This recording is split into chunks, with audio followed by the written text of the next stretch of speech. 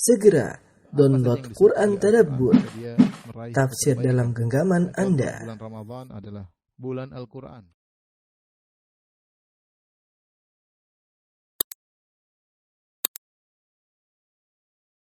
Bismillahirrahmanirrahim. Assalamualaikum warahmatullahi wabarakatuh.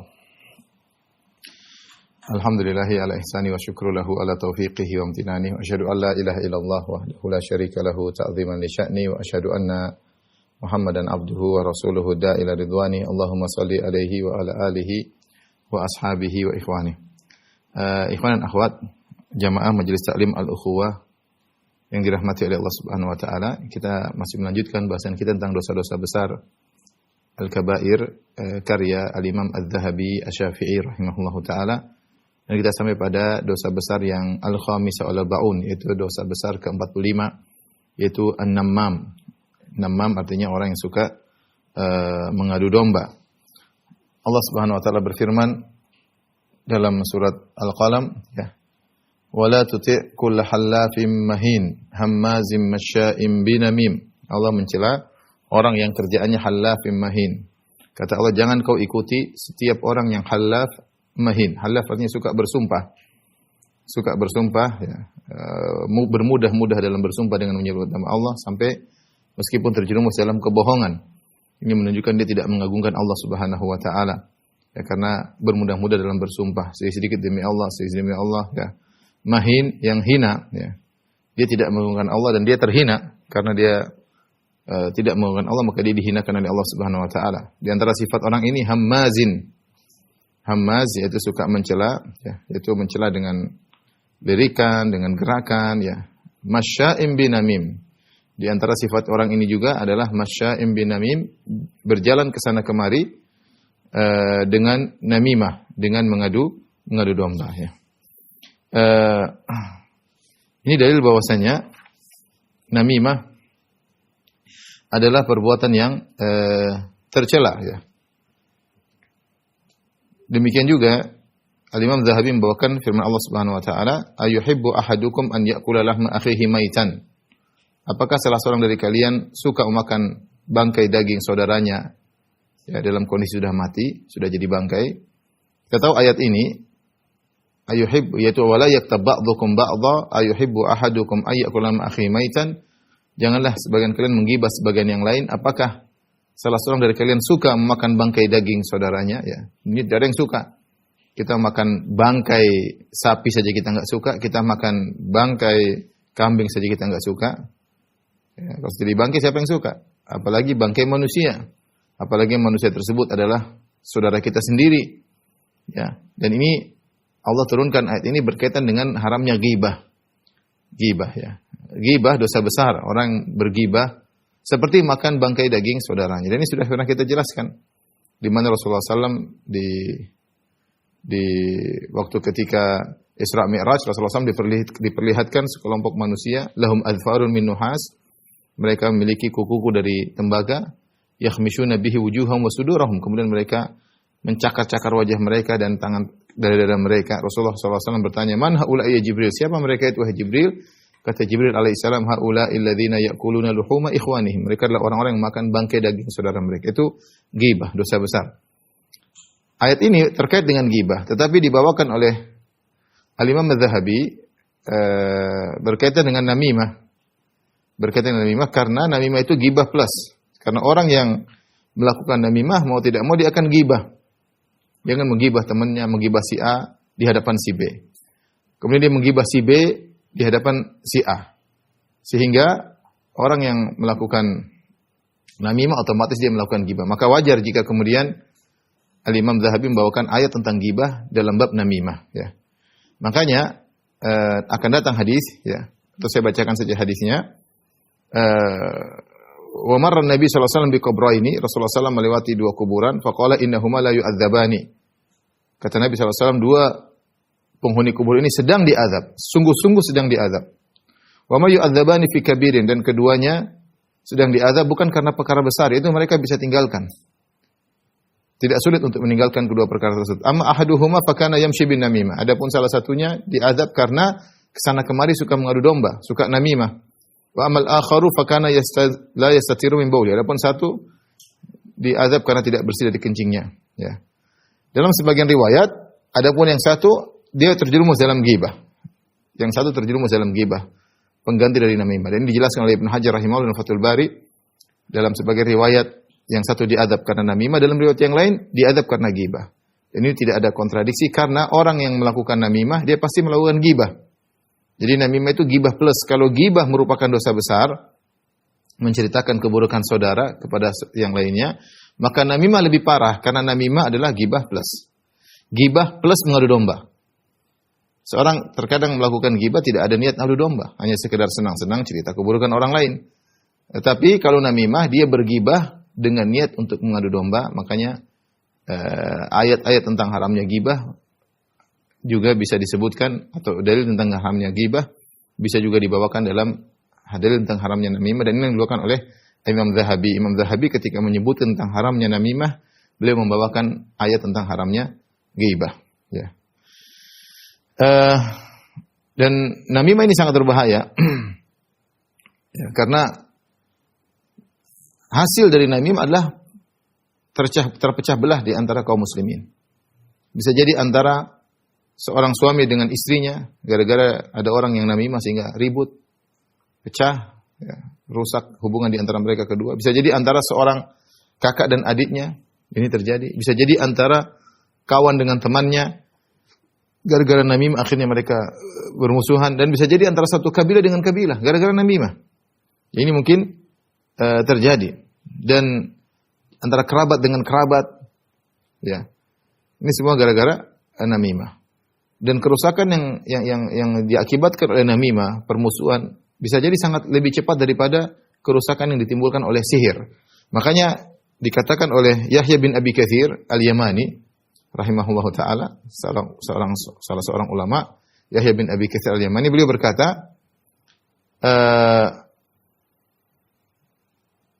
yufsidun namam fi sa'atin ma la yufsiduhu as-sahiru fi sanah. Bahwasanya orang tukang namimah itu bisa melakukan kerusakan dalam sekejap yang tidak bisa dilakukan oleh penyihir dalam setahun. Karena di antara fungsi sihir adalah yufarriquna bihi bainal mar'i wa zawjihi. Di antara fungsi sihir adalah memisahkan antara suami dan istrinya. Terkadang penyihir ingin memisahkan suami dan istri, dia butuh perjalanan panjang, perlu usaha, perlu macam-macam. Namimah terkadang merusak suami istri dalam waktu sekejap. Oleh karena wajar jika kemudian namimah adalah dosa besar. Dosa besar yang harus dihindari. Dan Nabi SAW dalam hadis, wa qala Nabi SAW, la yadkhul jannata nammam, muttafaqun alaih. Kata Nabi SAW, tidak masuk surga orang yang suka melakukan namimah. Tidak masuk surga orang yang suka melakukan namimah. Ya. Ini menunjukkan tentang buruknya orang yang namimah. Tentunya pelaku namimah bukan berarti dia kafir, tidak, tapi dia telah melakukan dosa besar, dia ancam masuk neraka, meskipun dia akan masuk surga, ya, karena seorang muslim akan masuk surga, tapi diazab dengan azab yang pedih. Ya. Kalau ghibah saja dosanya besar, apalagi namimah. Subhanallah, persatuan kaum muslimin, kesepakatan di antara kaum muslimin adalah tujuan utama syariat. Tujuan utama syariat. Sampai syariat membolehkan bohong demi untuk mendamaikan orang yang bersengketa. Boleh. La yahilul kadhibu illa fi thalath. Tidak halal dosa kecuali 3 perkara, di antaranya fil islah bainan nas, untuk mendamaikan di antara orang yang bertikai. Ya, sampai bohong aja dibolehkan untuk mendamaikan. Ini namimah sebaliknya, merusak, permusuhan, pertikaian. Maka wajar jika dosanya sangat besar. Dosanya sangat besar. Nah, kalau ada orang ya membicarakan keburukan orang lain kepada kita, hati-hati. Dia ingin mengadu domba antara kita dengan orang tersebut. Dia datang, wahai fulan, sungguhnya si fulan telah bilang engkau begini. Hati-hati. Ini orang ini namam. Bagaimana sikap kita terhadap orang ini? Kalau ada orang datang menceritakan bahwasanya orang lain telah menjatuhkan kita, artinya dia mengadu domba kita dengan orang itu. Orang ini berarti dia adalah namam. Ya. Yang perlu kita perhatikan pertama, ya, orang ini tidak amanah, dia menceritakan keburukan orang lain kepada kita. Ya. Orang itu bahwa orang lain menjelek-jelekan kita, bisa jadi ya dia akan melakukan demikian tentang kita kepada orang lain. Ya. Makanya siapa yang bergibah di hadapanmu tentang orang lain, waspada, bisa jadi dia bergibah tentangmu kepada orang lain. Hari ini dia menggibah orang lain di hadapanmu. Besok-besok dia menggibah dirimu di hadapan orang lain. Sama hari ini dia melakukan namimah, menceritakan orang lain bermusuhan dengan engkau, musuhmu. Bisa jadi besok-besok sebaliknya dia menceritakan tentang dirimu kepada orang lain. Maka waspada. Waspada. Yang kedua, ya, kalau kita berhadapan dengan orang yang melakukan namimah, yang kedua, jangan benarkan ya beritanya. Jangan benarkan beritanya. Kenapa? Karena dia fasik. Orang melakukan dosa besar, orang fasik. Dan orang fasik, pemberitaannya tidak diterima. Pemberitaan tidak diterima. Ya, jangan benarkan. Tidak. Yang ketiga, kalau ada orang namimah di depan kita, maka hendaknya kita melarang dia. Kita bilang enggak boleh, ini akhi ini namimah, enggak boleh. Atau ya ukhti ini namimah, kenapa kau mengadu domba dia denganku, ya. Ya, maka perlu diingatkan, dan karena apa yang dilakukan itu adalah namimah. Dan kita dianjurkan untuk bernahi mungkar. Kalau orang melakukan kemungkaran, maka kita harus tegur, ya. Tidak boleh kita biarkan. Kemudian yang berikutnya, hendaknya kita membencinya karena Allah Subhanahu wa taala, karena dia pelaku maksiat. Dan orang pelaku maksiat dibenci karena Allah Subhanahu wa taala, ya. Kemudian yang berikutnya, yang keenam, ya. Janganlah engkau ketika mendengar berita tersebut kemudian engkau bertajasus. Hati-hati. Si fulan bilang kau begini, jangan kita cek, enggak usah kita cek. Ini berita dari orang fasik, enggak usah kita cek. Ini harus kita lakukan. Bukan kita membenarkan dia, malah kita cek apa yang diucapkan orang tersebut. Ini namanya tajasus. Sehingga namimah ketika kita benarkan membawa kita untuk melakukan tajasus, dan ini berbahaya sehingga kita juga terjerumus dalam dosa. Oleh karenanya ikhwan dan akhwat yang dirahmati Allah Subhanahu wa taala, ya, seorang waspada dari tukang namam, karena orang ini ingin memecah belah di antara kaum muslimin, antara kita dengan kawan kita, antara kita dengan istri kita, antara satu kerabat dengan kerabat yang lain, antara satu kabilah dengan kabilah yang lain, dan maka jangan kita benarkan perbuatannya. Ya. Hadis berikutnya tentang namimah, kata Nabi SAW, tajidu min syirarin nasi dzal wajhain. Engkau dapati di antara orang yang paling buruk adalah yang memiliki dua wajah. Huwa alladhi ya'ti haula'i biwajhin wa haula'i biwajhin. Yaitu orang yang datang kepada sekelompok orang dengan wajah tertentu dan datang kepada orang lain dengan wajah yang lain, ya. Wa fi lafdhin, dalam riwayat yang lain, tajidu syiraran nasi dzal wajhain. Engkau dapati orang yang terburuk adalah dzal wajhain, pemilik dua wajah. Pemilik dua wajah. Hati-hati, Nabi menyampaikan hal ini karena orang yang melakukan namimah dia memiliki dua wajah. Dia ingin mengadu domba antara A dan si B. Maka dia datang kepada si A, seakan-akan dia ingin sayang sama si A. Maka dia bilang, A, sungguh saya tidak duga ternyata B ngomongin kamu begini. Tidak pernah saya duga, demi Allah subhanallah. Dia menyampaikan tentang pembicaraan si B tentang A. Ya. Kemudian sebaliknya ketika dia datang ke si B, dia juga punya wajah berbeda, seakan-akan dia sayang kepada si B. Dia bilang, wah B, subhanallah saya sayang sama kamu, ini demi kebaikanmu. Ternyata si A ngomongin kamu begini. Dia memiliki dua wajah. Satu sisi seakan-akan membela si A, satu sisi seakan-akan membela si B. Ini orang paling buruk di sisi Allah Subhanahu wa taala. Pemilik dua wajah. Alladzi ya'ti haula'i biwajhin wa haula'i biwajhin. Datang kepada sekelompok ini dengan wajah tertentu, kemudian sekelompok yang lain dengan wajah yang lain pula. Ya. Memiliki dua wajah, ya. Maka hati-hati, saya ingatkan sebagian orang seperti itu. Ada perkara sepele, si B mungkin bicara tentang si A, salah ngomong atau ngomong sedikit. Si namam ini, pemilik dua wajah ini membesar-besarkan perkara. Dia mengatakan, demi Allah ini perkara tidak saya duga. Dia besar-besar sehingga perkara yang sepele jadi besar di hadapan si A. Si B mungkin salah kelepasan ngomong atau ya namanya orang kadang ngomong kelepasan, salah ngomong, kepleset lidahnya. Kemudian si tukang namam ini, tukang namimah ini, si namam tukang namimah ini kemudian menyampaikan berita tersebut dengan cara yang dia hiperbola, ya seakan-akan si B telah berlakukan kesalahan besar tentang si A kepada si A. Nah, ini pemilik dua wajah, waspada. Ya, ini orang yang terburuk. Nah, kita jangan sampai seperti itu. yang memiliki dua wajah, dan kita hati-hati tentang orang yang tukang namimah. Jadi saya ingat kalau ada orang menceritakan si A ngomongin kamu begini, udah kamu nggak boleh, haram, nggak boleh, haram. Saya tidak percaya sama kamu. Saya tidak percaya sama kamu. Dan kita tegur dia, ini nggak boleh, ini haram, nggak boleh. Nggak boleh kau nyampaikan. Kalau orang lain ngomong buruk tentang saya, jangan kita benarkan. Jangan kita benarkan. Tadi sudah saya sebutkan ada beberapa yang harus kita lakukan. Di antaranya kita tegur dia, dan kita jangan tajasus. Ya.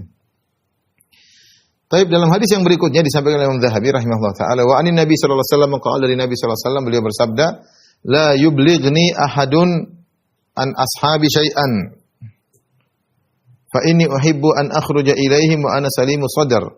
Janganlah salah seorang dari kalian menyampaikan sesuatu tentang sahabatku kepadaku, tentang kawan-kawanku kepadaku. Fa inni uhibbu an akhruja ilaihim, aku ingin senang kalau bertemu dengan sahabat-sahabatku, wa ana salimu sadar, dan aku memiliki dada yang lapang. Rasulullah SAW mengingatkan, jangan seorang datang menceritakan keburukan tentang orang lain. Di antara perbuatan tersebut adalah perbuatan namimah. Namimah, ya, menceritakan keburukan orang lain bisa jadi ghibah, bisa jadi namimah. Ya. Karena kata Nabi SAW, aku ingin keluar ketemu dengan orang-orang dengan kondisi dada yang lapang. Hadis ini hadis secara sanadnya bermasalah, hadis riwayat Abu Daud yang lainnya. Ya. Jadi karenanya para ulama khilaf tentang hadis ini, ada yang mengatakan hasan seperti Syekh Ahmad Syakir, dan ada yang mengatakan dhaif, ya. Seperti para ulama yang lainnya, ya. Tetapi maknanya benar, maknanya disepakati benar. Maknanya benar. Kita dituntut untuk memiliki dada yang lapang. Kita dituntut tidak mengetahui aib-aib orang. Ya. Kita dituntut punya dada yang lapang, tidak bermusuhan sama orang lain. Nah, kalau kita dengar tentang keburukan orang, kita punya secara otomatis hati kita akan punya penilaian terhadap orang tersebut. Entah kita rendahkan, entah kita hinakan, ya, macam-macam. Kita sudah dengar terlanjur keburukan orang ini, penilaian kita kepada dia akan ada secara otomatis. Makanya supaya kita tidak begitu, jangan dengar tentang keburukan orang lain, enggak usah dengar. Kalau orang datang bilang saya enggak mau dengar. Apalagi keburukan tersebut terkait dengan namimah, yaitu dia bilang si fulan ceritain kamu gini, bilang kita saya enggak mau dengar. Enggak usah dengar. Enggak usah dengar. Ya. Kalau kita terbiasa mendengar, artinya hati kita kotor. Kita pun musuhi orang tersebut. Padahal belum tentu. Kita belum cross check. Tapi ketika kita membenarkan perkataan orang ini, berarti kita telah terbawa, tergiring oleh tukang namimah. Seakan-akan kita mendukung dosa besar tersebut. Ya. Maka seorang berusaha hatinya bersih. Ya. Seorang berusaha hatinya bersih. Syekh Abdul Razak hafizahullah taala pernah bercerita, ya. Ada seorang datang kepada beliau, orang Sudan, ya, penuntut ilmu. Kemudian menyampaikan kepada Syekh, wah Syekh, sungguhnya al-alim fulani, ada orang bilang kamu begini-begini ya Syekh. Dia bilang kamu begini, ini namimah. Ya. Namimah entah dia sengaja atau tidak sengaja, tentunya ini menimbulkan permusuhan. Ya. Ya. Dia bilang dia telah mengatakan antum begini. Syekh Abdul Razak kemudian berkata kepada orang ini, ya akhi, apa yang dia tahu tentang keburukan masih sedikit. Saya punya keburukan masih lebih banyak daripada yang dia tahu. Ya. Ya. Artinya Syekh ya udah. Ya. Apa yang Allah tutup dari keburukan saya masih banyak. Dia cuma tahu sedikit. Ya. Ini orang Sudan ini akhirnya menangis ya, karena saya tidak terbawa dengan provokasi dia ya. Jadi kalau orang ingin mengadu domba kita dengan orang, kita jangan terprovokasi. Kalau kita terprovokasi, nah siapa? Dia bilang apa? Kemudian kita bantah seketika itu, kita hina orang tersebut. Nanti orang nukilkan lagi kepada orang lain. Oh ternyata dia membela diri, dia mengatakan Anda begini. Akhirnya ribut lah. Terus dia ribut di antara para dai yang ikut murid-muridnya.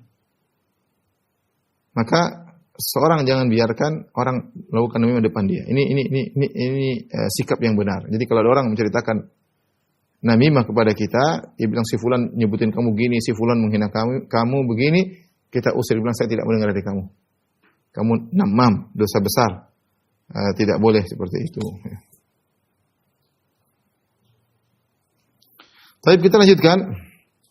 Wa an Ka'ab qala, dari Ka'ab radhiyallahu anhu beliau berkata, ittaqun namimah. Hindarilah namimah. Fa inna sahibaha la yastarihu min adzabil qabr.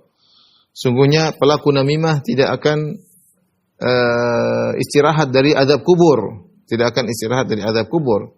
Hadis ini hadis yang dhaif. Hadis ini hadis yang dhaif. Cukup bagi kita hadis Ibnu Abbas bahwasanya pelaku namimah diazab. Kata Nabi SAW, innahuma la yu'adzabani. Sungguhnya kedua penghuni kubur ini sedang diazab. Amma ahaduhuma fakana yamshi bin namimah. Adapun salah satunya kerjaannya melakukan namimah, kesana kemari melakukan namimah, ya. Adapun hadis yang tadi kita sebutkan bahwasanya pelaku namimah tidak akan istirahat dari azab kubur, hadisnya dhaif. Kemudian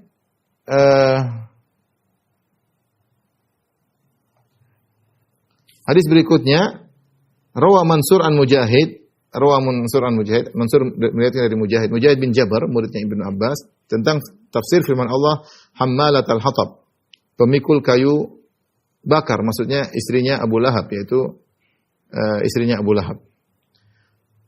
Kenapa Allah menamakan hammalatul hatab, pembawa kayu bakar? Qala kana tamshi bin namimah. Karena dia kemana-mana suka mengadu domba agar orang membenci Nabi Muhammad sallallahu alaihi wasallam.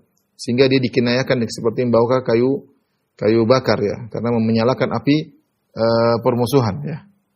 Karena dia kesana kemari ingin menghalangi manusia dari dakwah Nabi sallallahu alaihi wasallam, ya. Ini antara tafsiran para ulama yang menyebabkan dia masuk neraka jahanam adalah dia melakukan namimah. Wallahu a'lam bishawab. Tapi kita lanjutkan dosa besar berikutnya, al-kabirah sadisah wal arba'un. Dosa besar ke 46. An-niyahah wal latam. An-niyahah adalah teriak-teriak ketika terkena musibah. Latam yaitu memukul-mukul pipi, memukul-mukul badan ketika terkena musibah. Ini adalah dosa besar karena menunjukkan protes terhadap takdir Allah Subhanahu wa taala, tidak menerima dengan keputusan Allah Subhanahu wa taala yang dia ungkapkan dengan teriak-teriak, yang dia ungkapkan dengan gerakan tubuh, dengan mukul-mukul. Ya, tidak ridha dengan keputusan Allah, seakan-akan Allah tidak benar dalam menetapkan keputusannya, seakan-akan Allah tidak benar dalam menetapkan keputusannya. Ya. Al-Imam Az-Zahabi rahimahullah membawakan beberapa dalil, di antaranya qala Nabi sallallahu alaihi wasallam, "Itsnatani huma bin nasi kufrun. At-ta'nu fin nasab wan niyaha 'alal mayyit." Rawahu Muslim. Dua perkara yang ada pada manusia yang merupakan kekufuran. Dua perkara yang ada pada manusia yang merupakan kekufuran. Dua perkara tersebut, pertama ta'an fin nasab, yaitu mencela nasab. Yang kedua wan niyaha 'alal mayyit. Al mayyit itu meratapi mayat. Hadis riwayat Muslim. Ya.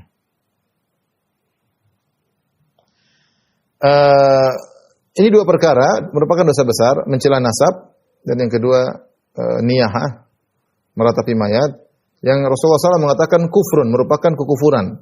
Tetapi kufur di sini maksudnya kufrun duna kufrin, itu kufur asgar, kufur kecil, bukan kufur akbar. Ya.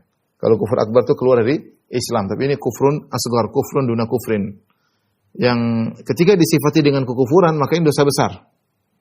Ini merupakan dosa besar. Ya, meskipun tidak mengeluarkan seorang dari Islam, ya, tapi dia merupakan dosa besar karena disifati dengan kekufuran, ya. Makanya seperti sabda Nabi SAW kepada para wanita yang sudah pernah kita bahas, ya. Rasulullah SAW mengatakan, ya ma'syaran nisa tasaddaqna fa inna kunna aktsar hatabi jahannam. Wahai para wanita, bersedekahlah karena kalian banyak penghuni neraka jahanam. Ada seorang bertanya, lima ya Rasulullah, kenapa demikian? Kata Rasulullah, li'anna kunna takfurnal ashir, karena kalian kufur kepada suami, ya. Sehingga sebenarnya mengatakan kufur kepada suami adalah dosa besar karena Allah mensifati dengan kufur. Sifatnya dengan kufur. Meskipun ini bukan kufur yang mengeluarkan seorang dari millah, dari agama. Yang mengeluarkan seorang dari agama namanya kufur akbar, seperti syirik, ya. Namanya kufur akbar. Adapun dua dosa ini disifati dengan kufrun karena dia dosa kufur kecil, kufur asgar.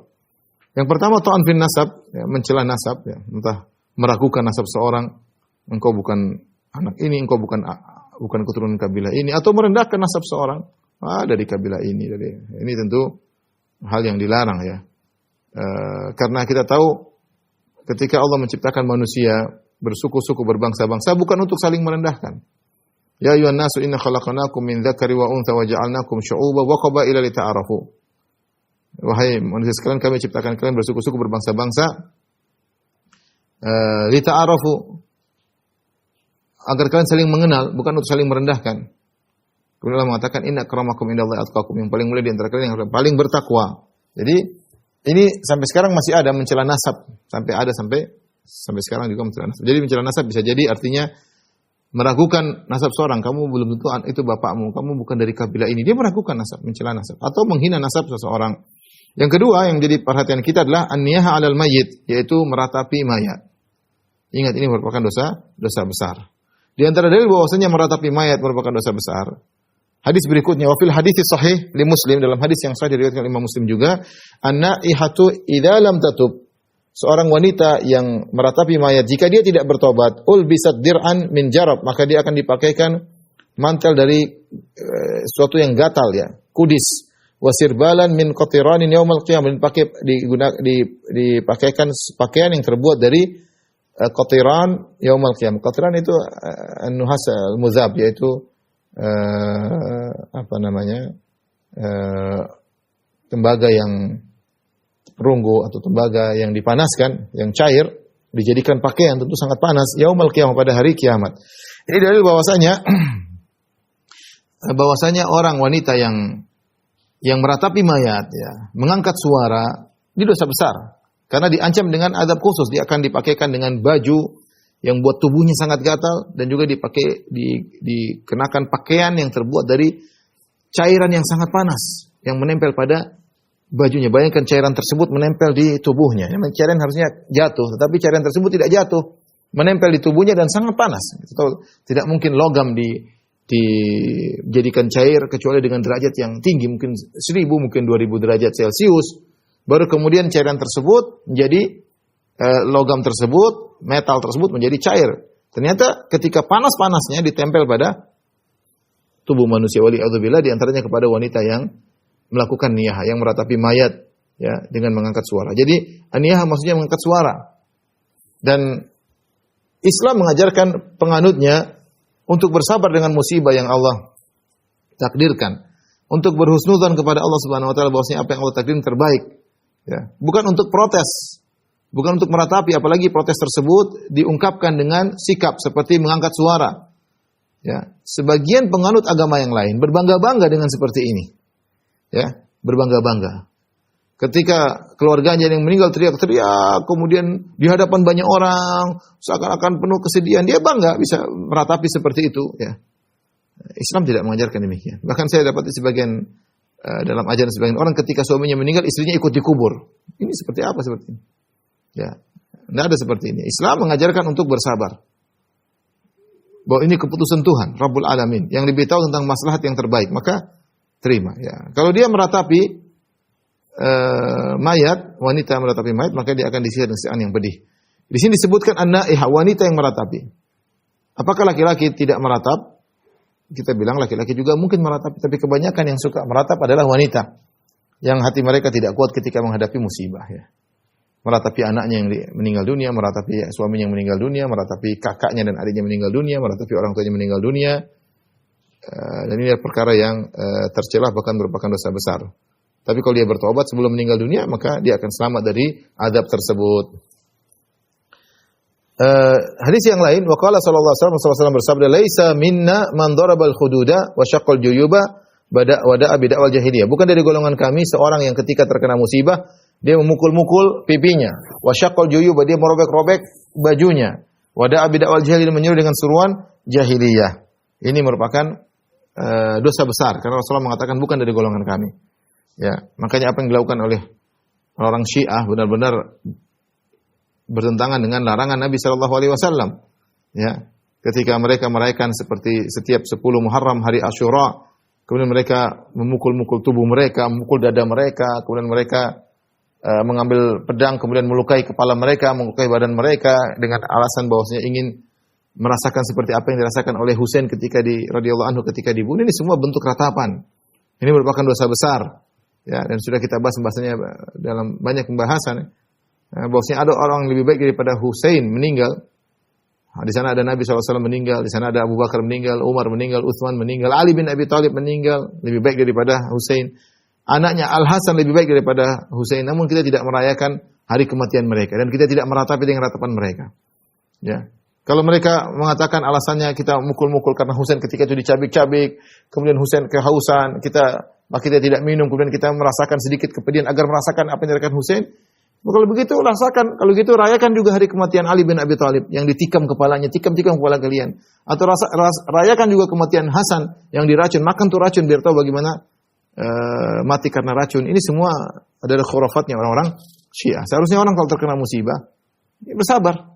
Tidak perlu mukul-mukul tubuh. Kemudian hadis berikutnya, wa qala sallallahu alaihi wasallam innal mayyita yu'adzabu fi qabrihi bima niha alaihi. Sungguhnya mayat diazab di kuburannya karena ratapan kepadanya, ratapan kepadanya. Hadis ini dibawakan oleh para ulama bahwasanya mayat terkena dampak kalau ada yang meratapi kepergiannya. Jika sang mayat ridho dengan perbuatan tersebut, atau lebih parah sang mayat mewasiatkan kalau saya mati ratapi aku, maka dia terkena dampaknya. Ya, karena dia punya andil dalam terjadinya ratapan tersebut. Jadi mayat meskipun dikubur, ternyata ada orang meratapi, kenapa kau pergi, angkat suara, maka teriak-teriak, maka mayat ini semakin diazab oleh Allah Subhanahu wa taala karena ada yang meratapi kepergiannya. Dengan syarat jika mayat ini punya andil dalam terjadinya ratapan tersebut. Misalnya dia yang menganjurkan atau dia yang mengajari keluarganya untuk meratapi dia atau dia mewasiatkan agar kalau dia meninggal diratapi. Ya. Adapun kalau dia mengajarkan untuk tidak diratapi, bahkan sebagian salaf menulis wasiat agar kalau saya meninggal jangan ada yang meratap, maka dia tidak akan terkena azab. Wala taziru waziratu wizra ukhra. Seorang tidak akan menanggung dosa orang lain. Ya. Jadi saya ulangi hadis ini, mayat diazab karena ratapan keluarganya jika sang mayat ridho dengan perbuatan tersebut ketika masih hidup, ridho dengan perbuatan tersebut. Adapun jika tidak, maka dia tidak ada pengaruhnya. Seperti Al-Husain tidak ridho diratapi orang Syiah. Orang Syiah melakukan ratapan dosa untuk mereka. Al-Husain tidak ridho dengan perbuatan tersebut radhiyallahu anhu.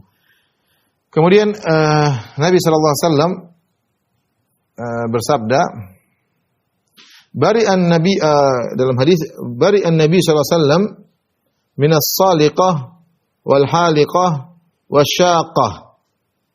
Ya. Ittafaqa ala al-hadits ats-tsalatsa, ya. Kata Nabi sallallahu alaihi wasallam atau dalam hadis sebutkan Nabi sallallahu alaihi wasallam berlepas diri dari as-saliqah. As-saliqah yaitu yang mengangkat suaranya dengan tangisan, maksudnya niyahah, naihah. Rasulullah berlepas diri orang seperti ini. Kalau terkena musibah dia nangis-nangis angkat suara. As-saliqah. Wal haliqah. Rasulullah SAW juga berlepas diri dari al-haliqah. Itu wanita yang ketika dia terkena musibah dia cukur rambutnya. Dia jambak rambutnya, dia cukur rambutnya. Ini menunjukkan tidak ridha dengan keputusan Allah. Kemudian wasyaqah. Rasulullah juga berlepas dari seorang wanita yang ketika terkena musibah dia robek-robek bajunya. Ya.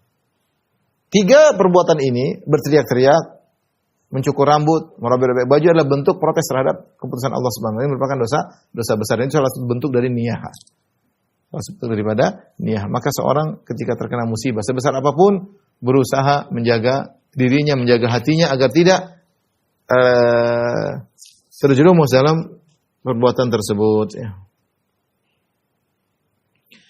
Al-kabirah sabi'ah wal arba'un. Kita lanjutkan dosa berikutnya, al-kabirah sabi'ah wal arba'un, dosa besar yang ke-47. Tadi sudah kita singgung, at-ta'nu fil ansab. Itu mencela nasab, ya. Sudah kita jelaskan bahwasanya wa qad sahha anna dzalika kufrun. Telah kita sebutkan pada hari sebelumnya bahwasanya mencela nasab adalah kekufuran, merupakan dosa besar. Yaitu kufrun duna kufrin, kufur asghar. Nabi SAW mengatakan isnatani huma bin nasi kufrun, 2 perkara yang ada pada manusia yang merupakan kekufuran. At-ta'nu fin nasab, mencela nasab, wa niha 'alal mayyit, dan meratapi mayat. Tadi sudah kita sebutkan bahwasanya nasab, mencela nasab ada 2 bentuk, yaitu pertama meragukan nasab seseorang, mengatakan belum tentu kau anak bapakmu, kau bukan dari kabilah ini, kau bukan ini. Tidak boleh, kita tidak boleh mencela nasab orang. Kalau dia mengaku dia keturunan ini, dia mengaku dia adalah dari kabilah ini, ya kita benarkan. Ya, kecuali ada yang terkait dengan pengakuan tersebut baru kita boleh cek. Misalnya dia mengatakan saya anak si fulan, saya meminta warisan, ya kita cek dulu mana buktinya. Asalnya kalau dia tidak ada hal yang berkaitan dengan nasabnya, dia mengaku silakan aja. Tapi kalau ada hukum yang berlaku dengan nasabnya, kita perlu cek. Kita perlu cek. Yang kedua, makna dari mencela nasab adalah merendahkan nasab orang lain, tadi sudah sebutkan. Ya. Allah menciptakan kita bersuku berbangsa-bangsa li ta'aruf, untuk saling mengenal, bukan untuk saling merendahkan. Ini sampai sekarang sikap ini ada di antara kaum muslimin. Suku mencela suku yang lain. Apa suku itu? Merasa sukunya tinggi. Itu terjadi. Saya keturunan ini, saya orang ini ya. Bangga saya orang Eropa, ada yang bangga saya orang Yahudi, ada yang bangga saya orang Arab, ada saya bangga orang suku ini, suku anu. Ini semua adalah jahiliyah. Allah tidak menilai Anda dari suku Anda. Tapi Allah mengatakan, inna akramakum indallahi atqakum. Yang paling mulia adalah yang paling di sisi Allah, yang paling bertakwa di antara kalian. Maka jangan seorang terjerumus dalam sikap ini, sifat ini, mencela nasab orang lain, merendahkan nasab orang lain. Tapi kita lanjutkan.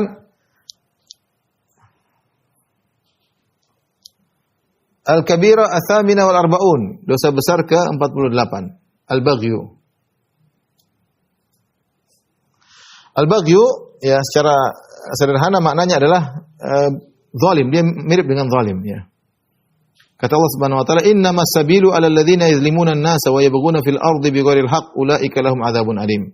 Sungguhnya keburukan itu, ya, atau hukuman itu, dosa itu bagi orang-orang yang melakukan kezaliman kepada manusia, wa yabghuna fil ardi, dan melakukan perbuatan berlebihan, melampaui batas, bighairil haqq, di atas muka bumi tanpa hak, ulaika lahum adzabun alim, bagi mereka lah adab yang pedih. Al-baghyu, yaitu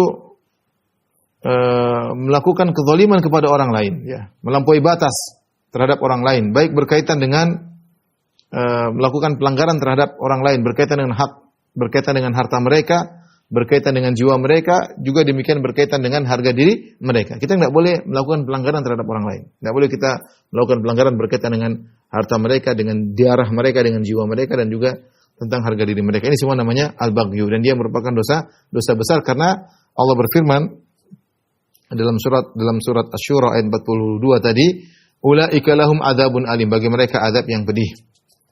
Kemudian Al-Imam Zahabi membawakan hadis dari Nabi sallallahu alaihi wasallam, wa qala Nabi sallallahu alaihi wasallam, "Innallaha auha ilayya an tawadhu." Sungguhnya Allah mewahyukan kepadaku hendaknya kalian tawadhu hatta la yabghi ahadun ala ahad.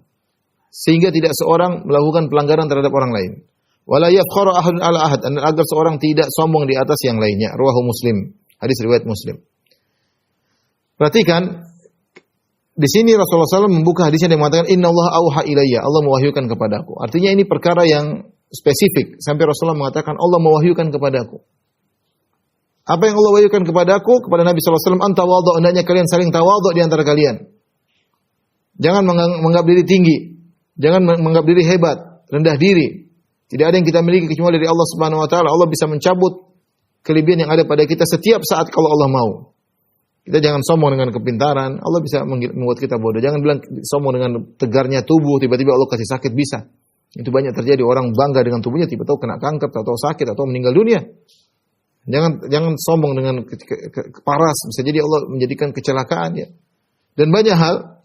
Makanya antawadhu, andainya kalian tawadhu. Tawadhu bagaimana? Dengan mengetahui segala kelebihan yang dimiliki semata-mata karunia Allah Subhanahu wa taala. Agar hatta la yabghi ahad, agar seorang tidak melanggar yang lain. Tidak melakukan pelanggaran terhadap, tidak menzalimi yang lain, dan wala yafkhar ahad al-ahad, agar tidak sombong di atas yang lainnya. Nah, kalau orang tidak tawadhu, jadi merasa dirinya tinggi, merasa dirinya hebat, dia bisa jadi kemudian menzalimi orang lain, melakukan baghyu. Ya, oleh karenanya dalil bahwasanya kesombongan bisa mengantarkan orang untuk melakukan baghyu, berbuat zalim kepada orang lain. Ini kebanyakan seperti itu. Kenapa dia ngomongin orang, kenapa dia rendahkan orang, kenapa dia menjatuhkan orang, kenapa dia rampas harta fulan, kenapa dia pukul, dan dia sombong. Dia merasa dia punya power, dia punya backingan yang kuat. Dia tidak tawadhu. Kemudian di antara dampak kesombongan dalam hatinya yafkhar ahad al-ahad, sehingga membanggakan dirinya, ya. Saya ini begini, saya begini, membanggakan dirinya. Ini semua adalah penyakit yang bertentangan dengan tawadhu. Maka untuk di antara sebab agar kita tidak melakukan kezaliman orang lain, kita tawadhu. Akhi, saya ini siapa harus ngomongin dia? Saya ini siapa kemudian saya menzalimi dia? Saya ini siapa? Tapi kapan kita merasa diri kita tinggi, setan mempermudah kita untuk kemudian berbuat zalim kepada orang lain.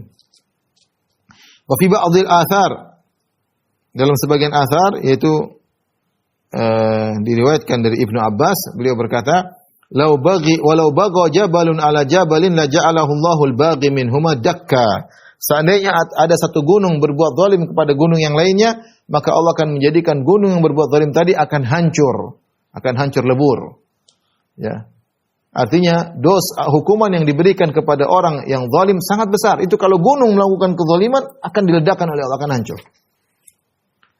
Wa qala sallallahu alaihi wasallam, tadi perkataan Ibnu Abbas, sekarang perkataan Nabi sallallahu alaihi wasallam, "Ma min dzambin ajdara an yu'ajjilallahu li sahibihi al-uqubata fid dunya ma'a ma yaddakhirullahu lahu fil akhirati minal baghi wa qati'atir rahim." Kata Nabi sallallahu alaihi wasallam, tidak ada dosa yang paling pantas untuk disegerakan hukuman bagi pelakunya di dunia disertai dengan hukuman yang Allah sisakan nanti di akhirat kelak daripada dosa berbuat zalim dan berbuat dosa memutuskan silaturahmi. Ini dosa yang sangat berbahaya yang dampaknya bukan cuma di akhirat bahkan di dunia. Nabi mengatakan tidak ada dosa yang lebih pantas untuk disegerakan hukumannya di dunia. Belum lagi hukumannya di akhirat seperti dosa al-baghyu, berbuat zalim, melakukan pelanggaran terhadap orang lain, wa qati'atir rahim, dan dosa memutuskan silaturahmi. Maka seorang berusaha tidak berbuat zalim sama orang dan jangan memutuskan silaturahmi dengan kerabat. Kita lanjutkan.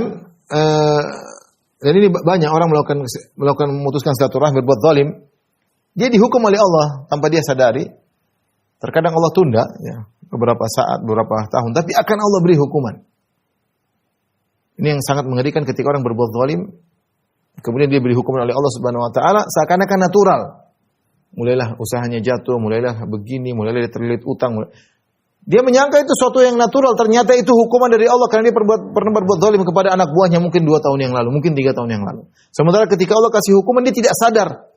Dia merasa itu natural, perkara yang biasa. Sehingga dia lupa dari meminta maaf kepada orang yang dia zalimi.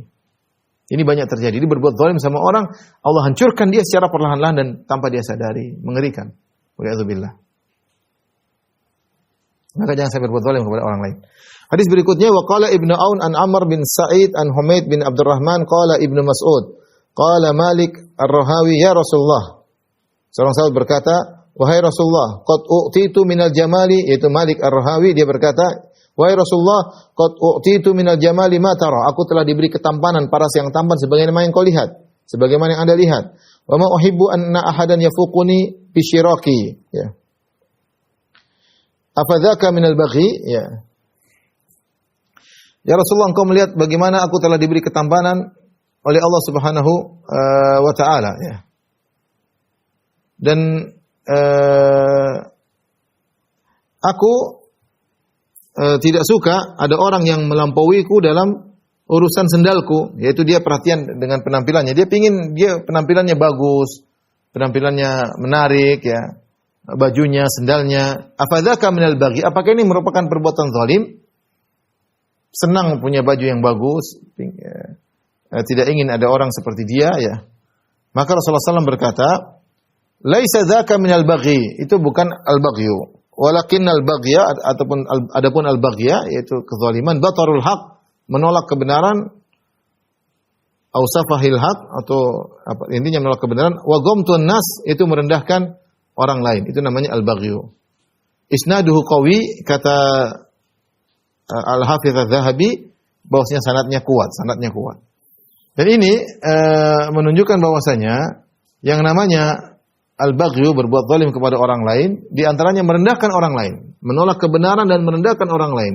Berarti Anda telah berbuat zalim kepada orang tersebut dengan merendahkannya. Bagaimana kau merendahkan seorang mukmin setelah Allah memuliakannya?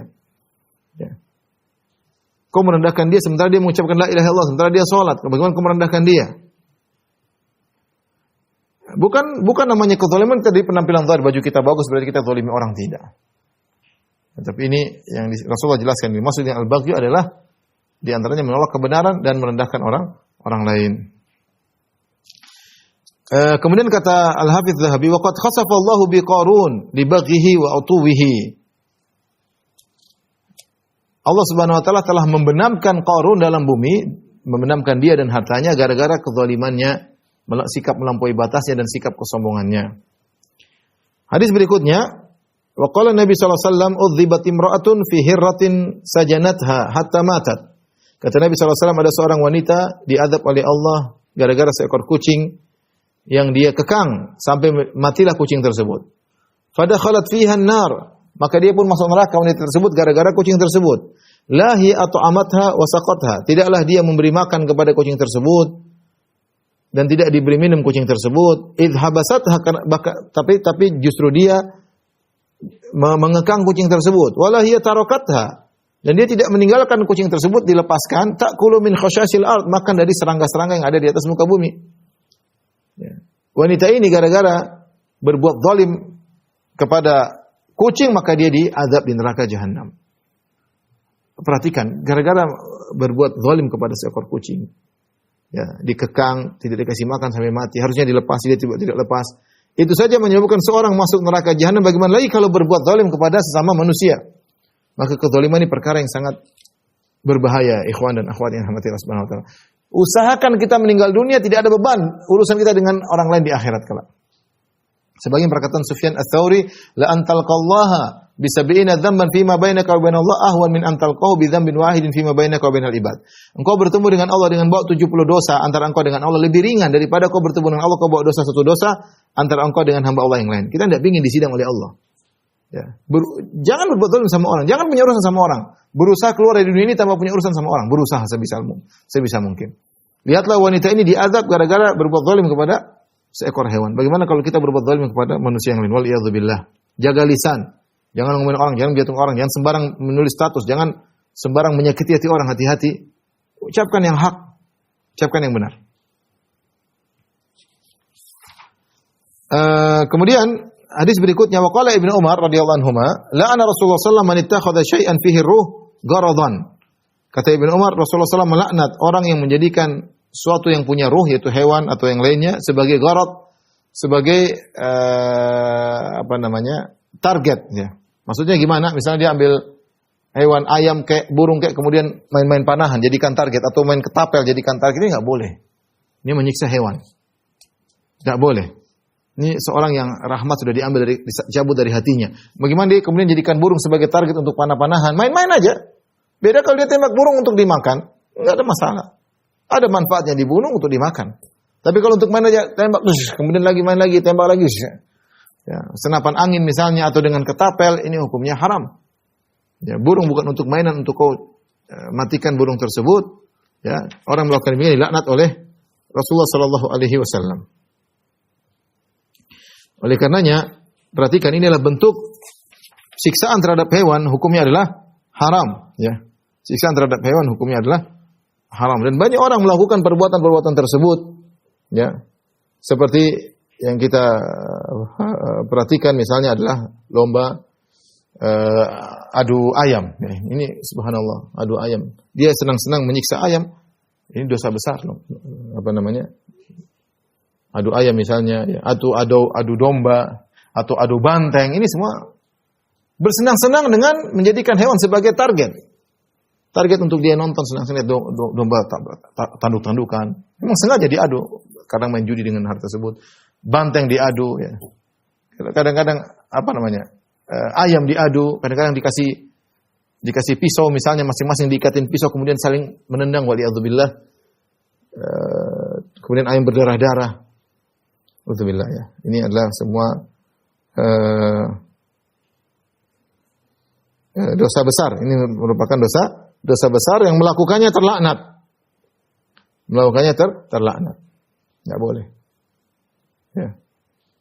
Senang menonton hewan-hewan yang saling menyiksa di antara mereka, ya. Taib. Kita lanjutkan hadis berikutnya. Wa qala Abu Mas'ud, berkata Abu Mas'ud Al-Ansari radhiyallahu taala anhu, kuntu adribu gulaman li bis-saut.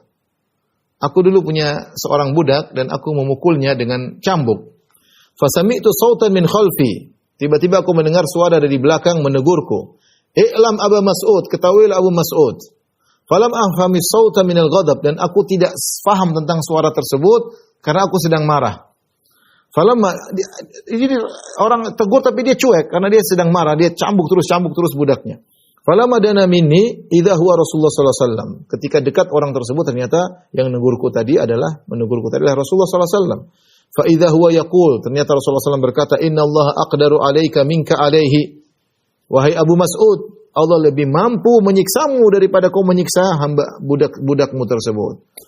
Fakultu la adribu li mamlukan ba'dahu. Setelah itu aku tidak pernah memukul budakku selamanya, ya. Wa fi lafdhin fasaqata as-sautu min yadi min haibatihi. Tiba-tiba aku melihat Nabi yang menegurku, tiba-tiba cambukku jatuh dari tanganku karena karismatik Nabi sallallahu alaihi wasallam. Dalam riwayat yang lain aku berkata, "Ya Rasulullah, huwa hurrun li wajhillah." Budakku yang aku siksa ini merdeka karena Allah Subhanahu wa taala. Kata Nabi, "Ama innaka law lam taf'al lalafahatkan naru." Seandainya kau tidak melakukan hal ini, tidak kau merdekakan budakmu, kau akan dihantam oleh api neraka. Akhrajahu Muslim. Ya, hadis riwayat Muslim. Lihat sini Abu Mas'ud, dia berbuat zalim kepada budaknya. Budak itu milik dia. Budak dahulu, di zaman dahulu, seperti barang diperjualbelikan. Ya, ini kebiasaan dahulu berlaku di dunia, baik di Romawi, di Persia, termasuk berlaku di Jazirah Arab. Datang Islam, kemudian mengatur bahkan memotivasi untuk memerdekakan budak. Tapi budak itu bisa dibeli dan diperjualbelikan, ya, milik sang majikan. Dan majikan, meskipun itu milik majikan, bukan berarti kemudian majikan berhak untuk melakukan apapun terhadap budak tersebut. Di antaranya disiksa, dicambuk. Kalau dia melakukan tersebut, maka diancam dengan api neraka jahanam. Lihatlah bagaimana Abu Mas'ud, saking marahnya, Rasulullah tegur dan dia tidak sadar dengan apa yang diucapkan oleh Nabi. Ini dalil bahwasanya orang kalau marah, terkadang dia tidak bisa memahami apa yang ada di sekitarnya. Sebagian perkataan sebagian ulama, al-ghadabu awwaluhu junun wa akhiruhu nadam. Kemarahan itu awalnya adalah kegilaan dan akhirnya adalah penyesalan. Ini sering terjadi. Kita ketika marah kita seperti orang gila, kalau sudah selesai kita menyesal. Lihatlah bagaimana Abu Mas'ud saking marahnya dia pukul budaknya tersebut. Ternyata Nabi tegur, Nabi ingatkan, "Innallaha aqdara 'alaika minka alaihi." Wahai Abu Mas'ud, Allah lebih mampu untuk menyiksamu daripada kau menyiksa budakmu tersebut. Akhirnya dia menjadikan budaknya merdeka. Kata Nabi, kalau kau tidak merdekakan budakmu, kau akan dihantam oleh api neraka. Ini artinya jangan berbuat zalim kepada siapapun, bahkan kepada orang yang rendahan. Maka hati-hati. Iwan dan akhwat, jangan zalimi pembantu. Budak saja yang dalam strata lebih rendah, tidak boleh zalim, apalagi membantu, apalagi supir, pegawai, hati-hati. Kita mungkin saja semena-mena karena bawahan kita. Kemudian kita semena-mena, artinya ingat ada Allah yang akan menghukum kita. Waliyadzubillah. Hadis berikutnya, waqala sallallahu alaihi wasallam, "Man daraba gulaman lahu haddan lam ya'tihi aw latamahu fa inna kafaratuhu an yu'tikahu." Ya, barang siapa yang memukul budaknya, ya, dengan suatu hukuman yang budaknya tidak melakukan sesuatu pun, atau dia menampar budaknya padahal tidak punya salah, fa inna kafaratuhu an yu'tikahu, maka kafarahnya adalah dengan memerdekakan budak tersebut, ya. Supaya tidak dihukum di akhirat, memerdekakan. Sama seperti hadis sebelumnya. Wa qala Nabi sallallahu alaihi wasallam, "Innallaha yu'adzibul ladzina yu'adzibuna an-nasa fid dunya." Kata Nabi sallallahu alaihi wasallam, Allah akan mengazab orang-orang yang menyiksa manusia di dunia. Ada orang suka, happy dengan menyiksa orang. Pukul, ditendang, ya. Kakak kelas menyiksa adik kelas. Atasan menyiksa bawahan, senang, happy, gembira, bisa menghantam orang, bisa hantam orang, bisa nampar orang, bisa nendang orang. Allah akan azab dia pada hari kiamat kelak. Hadis riwayat Muslim. Hadis berikutnya, wa marra Rasulullah sallallahu alaihi wasallam bihimarin qad wusima fi wajhihi faqala la'ana Allah man wasamahu. Rasulullah sallallahu melewati seekor himar yang telah diberi tanda di wajahnya. Ya, boleh kita beri tanda hewan milik kita dengan besi yang mungkin sedikit dikasih tanda atau dilukai sedikit, tapi jangan di wajah. Rasulullah SAW melarang, kalau di wajah enggak boleh. Ternyata Rasulullah melihat ada seekor hewan diberi tanda di wajahnya. Ya, maka Rasulullah SAW mengatakan, la'anahullah man wasamahu. Allah melaknat orang yang memberi tanda di wajah hewan tersebut. Wa qala sallallahu alaihi wasallam, hadis yang lain Rasulullah SAW bersabda, "Man qatala nafsan mu'ahadatan bi ghairi haqqiha lam yajid raihatal jannah." Barang siapa membunuh jiwa yang mu'ahadah, yang itu orang kafir yang punya perjanjian damai dengan kaum muslimin, dia kafir tapi dia punya perjanjian damai dengan kaum muslimin, dia bunuh orang kafir tersebut tanpa hak, maka pembunuhnya tidak akan mencium bau surga. Wa inna rihaha la yujadu min masirati 500 amin. Padahal aroma surga, harumnya surga bisa dicium dari jarak 500 tahun perjalanan. Ini hadis riwayat sesuai dengan syarat Muslim. Ini dalil bahwasanya bahkan menzalimi orang kafir pun tidak boleh. Orang kafir yang punya kafir muahad, yang punya perjanjian damai tidak boleh dibunuh, ya. Tidak boleh dibunuh. Jadi zalim al-baghyu hukumnya haram. Menzalimi hewan hukumnya haram. Terancam dengan api neraka jahanam. Menzalimi budak hukumnya haram. Menzalimi orang kafir juga hukumnya haram. Kezaliman diharamkan secara mutlak. Demikian ikhwan dan akhwat yang rahmatillah subhanahu wa ta'ala, yang saya sampaikan pada kesempatan ini, insyaallah kita lanjutkan pada pertemuan berikutnya tentang bahayanya atau dosa besar mudah mengkafirkan.